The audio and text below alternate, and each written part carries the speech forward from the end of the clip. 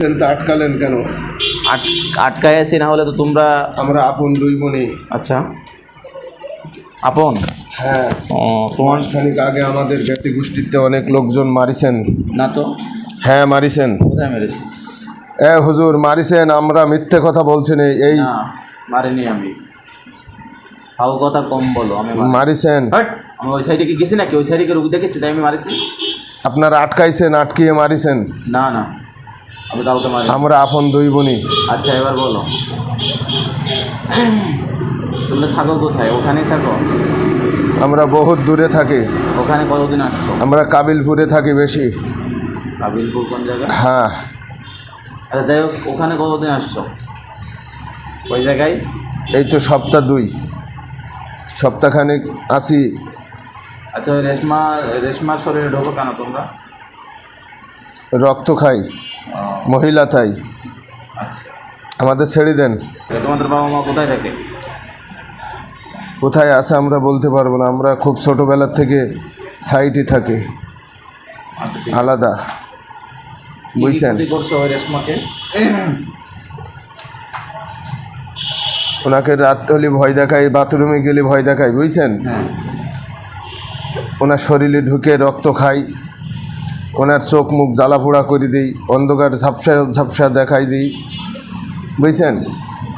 আমাদের ছেড়ে দেন হুজুর, আমাদের ছেড়ে দেন। আমরা আপন দুই বোনই, বুঝছেন? দুই বোনই তোমাদের চেহারা একই রকম, আমাদের হুজুরা বলতেছে। হ্যাঁ, আমরা দুই বোনই। ছেড়ে দিলে তোমরা কি চলে যাবো ওই জায়গা থেকে একেবারে? হ্যাঁ, চলে যাব, এবং এই মেয়েটার যা রোগ আছে আমরা তুলে নিয়ে যাব। আপনার গা ছুঁয়ে বলছে, আমরা ওর ক্ষতি করবো না। তুলে নাও, যে রোগগুলো দিয়েছে রোগগুলো তুলে নাও।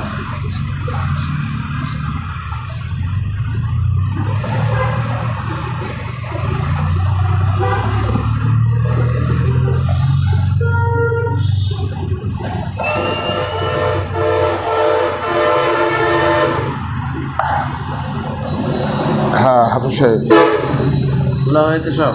হ্যাঁ, ওনার আর কোনো রোগ নেই। ওর একটা বোন আছে আমেনা, আমেনার পরিবারের অশান্তি তোমরা করো নাকি? না, শুধু এই রেশমারই ক্ষতি করো? হ্যাঁ। ওখানে আমাদের একটা জিন থাকতো না? একদিন একটা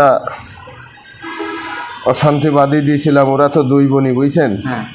ওই বোনির সাথে অশান্তি বাঁধাই দিয়েছিলাম কিছু অর্থ করে নিয়ে, এছাড়া আর কিছু না। একটা মুমিনা জিন থাকতো না, মঞ্জুয়ারা?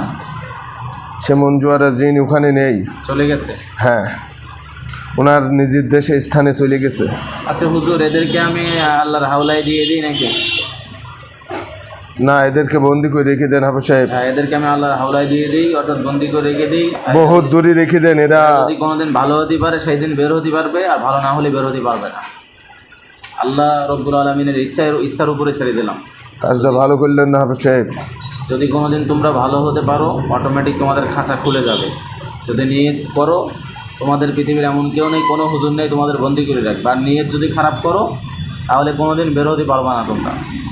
চাও তোমরা ভালো হও, পরিবর্তন হও, ভালো নিয়ত করো, অটোমেটিক আল্লাহ তোমাদের মুক্ত করে দিবে। আর যদি না হও, তাহলে তোমরা হতে পারবে না। এটা আমার কোনো এখতিয়ারের মধ্যে রাখছি না, সম্পূর্ণ আল্লাহর হাওলায় আমি ছেড়ে দিচ্ছি। হাফিজ সাহেব, এদের সরাই দেন। যাই, বহু দূরে চলে যা খাঁচাটা।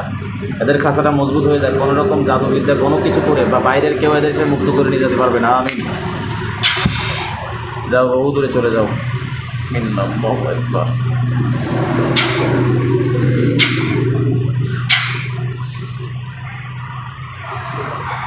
হাফিজ সাহেব, মুভি কলসি আর হুজুর এদের।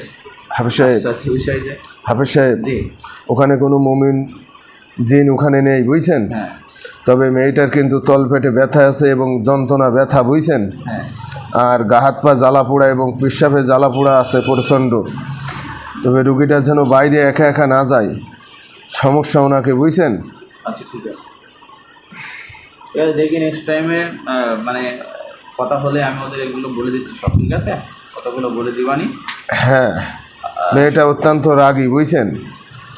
ওনাকে জেদি, অত্যন্ত জেদ। এত জেদ ভালো না। একটু পোড়া পানি ছিটে চোখে মুখে মারতে বলবেন সকালে এবং সন্ধ্যায়, ঠিক আছে? বুঝতে পারছেন? স্থানীয় কদুরি গাছটা ভালো করে পানি করে নিতে বলবানি, সেটা ইউজ করবানি। আচ্ছা, তো ইনশাল্লাহ ওদের তো বাড়ির সমস্যা সবই ক্লিয়ার করা হলো।